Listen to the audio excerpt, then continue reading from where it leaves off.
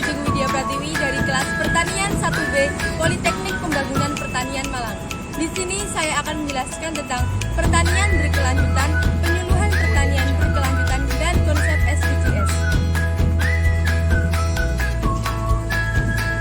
Pertanian adalah kegiatan pemanfaatan sumber daya hayati yang dilakukan oleh manusia untuk menghasilkan bahan pangan, bahan baku industri, atau sumber energi, serta untuk mengelola lingkungan hidupnya.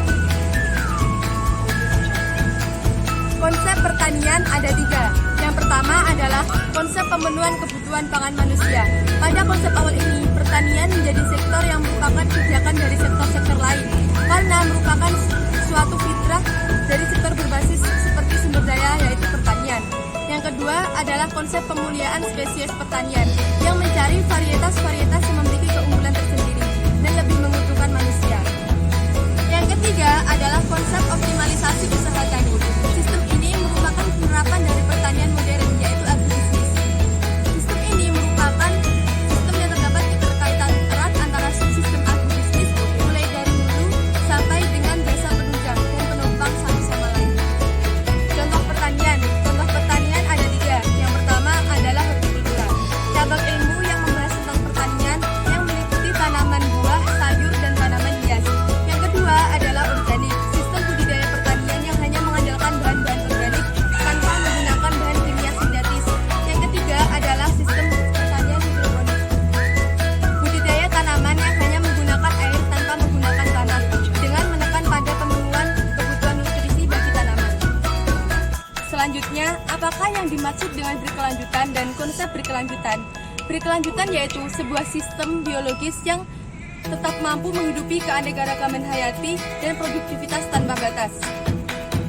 Sedangkan konsep pembangunan berkelanjutan adalah suatu proses pembangunan yang mengoptimalkan manfaat dari sumber daya alam serta sumber daya manusia dengan menyerasikan sumber daya alam dengan manusia dalam pembangunan. Suatu kegiatan pembangunan termasuk pertanian dan agribisnis dinyatakan berkelanjutan jika kegiatan tersebut secara ekonomis, ekologis, dan sosial bersifat berkelanjutan. Yang pertama adalah berkelanjutan secara ekonomis. Berarti suatu kegiatan pembangunan harus dapat membuahkan pertumbuhan ekonomi, pemeliharaan kapital, dan penggunaan sumber daya, serta investasi yang secara kedua adalah berkelanjutan secara ekologis, mengandung arti bahwa kegiatan tersebut harus dapat mempertahankan integritas ekosistem, memelihara daya dukung lingkungan, dan konservasi sumber daya alam, termasuk keanekaragaman hayati. Ketiga adalah berkelanjutan secara sosial, mensyaratkan bahwa suatu kegiatan pembangunan hendaknya dapat menciptakan pemerataan hasil-hasil pembangunan, mobilitas sosial, kohesi sosial, dan pengembangan kelembagaan.